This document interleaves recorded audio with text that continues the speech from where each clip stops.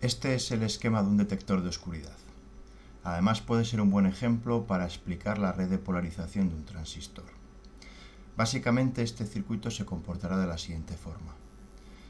Cuando disminuya la intensidad luminosa que incide sobre la LDR, aumentará la intensidad luminosa entregada por la bombilla.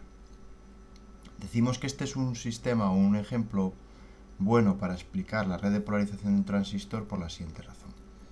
Aquí tenemos un conjunto de dos resistencias, una resistencia fija de 10K y una resistencia variable con la luz, la LDR, que en principio configuran un divisor de tensión.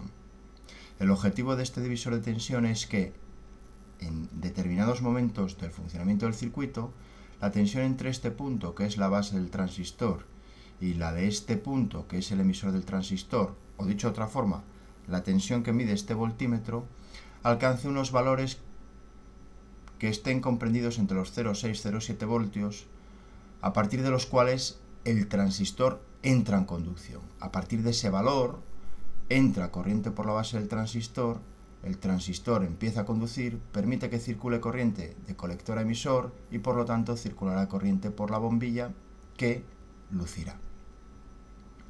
Sucederá que cuanto menor sea la intensidad luminosa que incide sobre la LDR, mayor será su valor resistivo, mayor será la corriente que circula por la base, mayor el grado de conducción del transistor, mayor por tanto la corriente entre colector y emisor, mayor la corriente que circula por la bombilla y finalmente mayor será el valor de intensidad luminosa de esta bombilla.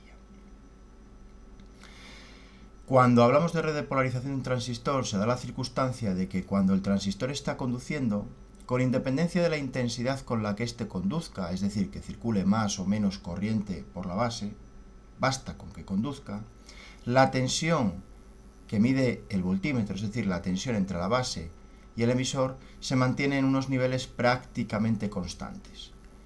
Es decir, para grandes variaciones de la resistencia, de la característica de la LDR, apenas hay variaciones en la tensión entre base y emisor. Como decimos, permanece prácticamente constante mientras el transistor conduce.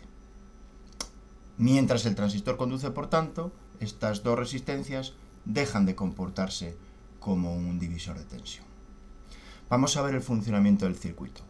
Para ello podemos empezar con el caso que estamos viendo, en el que tenemos gran intensidad luminosa sobre la LDR, poca resistencia, por tanto, en la LDR, no alcanzamos esos 0,6, 0,7 voltios entre base y emisor, por lo tanto no circula corriente por el transistor, por la base del transistor, el transistor está cortado, no habrá circulación de colector a emisor, no habrá circulación, por tanto, por la bombilla y esta permanecerá apagada. Vamos ahora a modificar la intensidad luminosa que incide sobre la LDR. Pasaremos a disminuir esa intensidad luminosa para conseguir, por ejemplo, un valor resistivo en la LDR de 1200 voltios. Ahí deberíamos observar que la tensión alcanza ese valor del que hemos hablado, a partir del cual el transistor empieza a conducir. Lo empezará a hacer gracias a que circula una pequeña corriente por la base que veremos reflejada en una pequeña intensidad luminosa en la bombilla. Si la bombilla luce, indicativo de que el transistor conduce. Cuanto más luzca la bombilla, más conduce el transistor. Después disminuiremos aún más la intensidad luminosa que incide sobre la LDR hasta conseguir un valor resistivo en ella de 2000 ohmios. En esa situación veremos que la tensión aumenta entre base y emisor, pero lo hace en muy pequeña medida.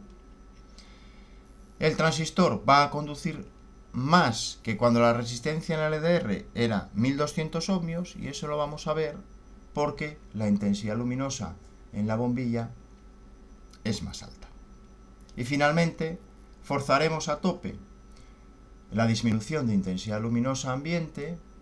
Veremos que la LDR alcanza un valor en torno a los 8000 ohmios. Veremos que, como antes, la tensión entre base y emisor se mantiene prácticamente constante, se incrementa, sí, pero lo hace en muy pequeña cantidad, y el transistor conduce lo más que puede en esta aplicación, consiguiendo que la bombilla nos aporte la mayor intensidad luminosa.